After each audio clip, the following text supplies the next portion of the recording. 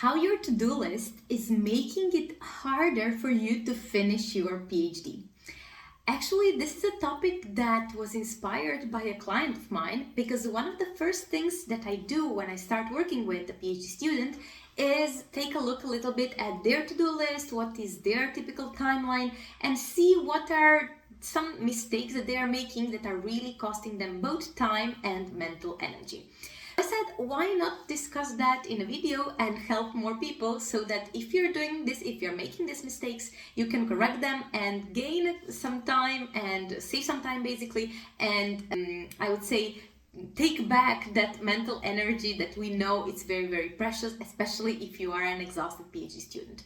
One of the mistakes that I see happening all the time is making this very, very generic to-do lists. For example, write chapter 1 or answer the reviewers for the paper or submit this conference abstract and so on.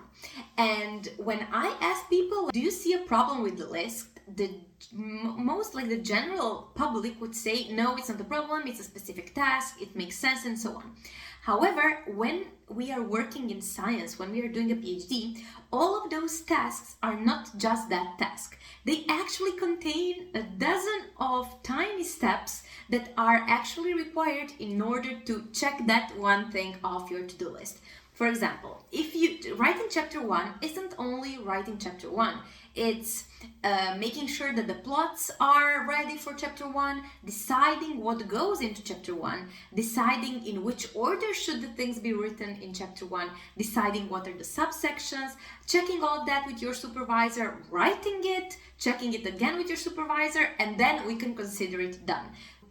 I'm sure that I forgot some of the micro steps that are involved into this, but it is more or less the feeling, right?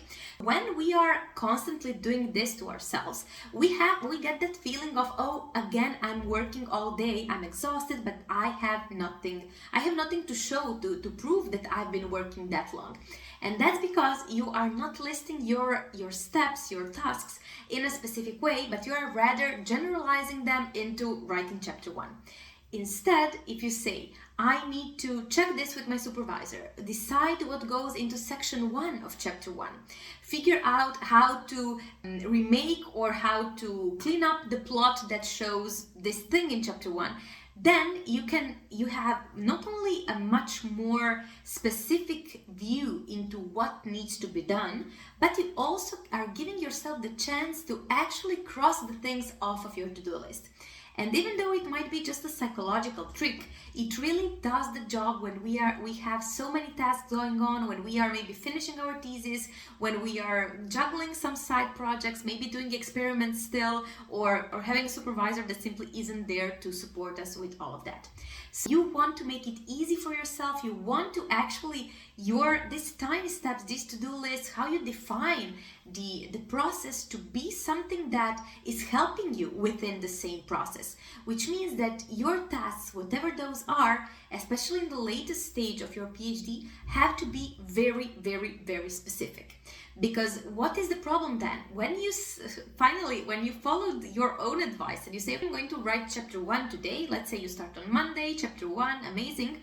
And then the first thing that happens to you when you open your laptop is, okay, but what does even go into chapter 1? And this is the guesswork, and then you don't want to think about it, then you maybe start scrolling, and then basically, before you know it, it's already 5 p.m. and you're exhausted and really, really overwhelmed, but also you feel guilty because you procrastinated and so on. So this is the reason. You procrastinated because you didn't give your brain a specific enough task that it can handle. It's very vague, it's very, apart from being vague, it's very overwhelming. Writing an entire chapter of a thesis is an overwhelming task. If you are not doing anything in order to support the way you are approaching it, it can be challenging. One piece of advice that I have for you, to break down those to-do lists and think before you write, Think about all of the things that need to happen before you even put a single word down onto your page, because those things are typically the bottleneck that I've seen when coaching my clients, working with researchers, and also with myself when I was a PhD student as well. So stuff like this is exactly what I help PhD students do. So if you are stuck with your research, if you don't know how to really handle all of it, if you are not sure how to put all of those data and research and drafts and papers into a coherent thesis that you can actually write and submit, and especially if you are on a tight schedule and with an absent supervisor, I want to invite you to schedule a completely free intro coaching call with me. You can do so in the link down below. I will put it here in the description, where we can discuss exactly that. What are those challenges that you are encountering right now in your writing process, during your PhD and so on, and see if we are a good fit to work together, if I can help you with my coaching process, with my experience to finally get that thesis written and submitted. I hope you find this video useful, and as always, see you in the next few days with another video. Bye bye.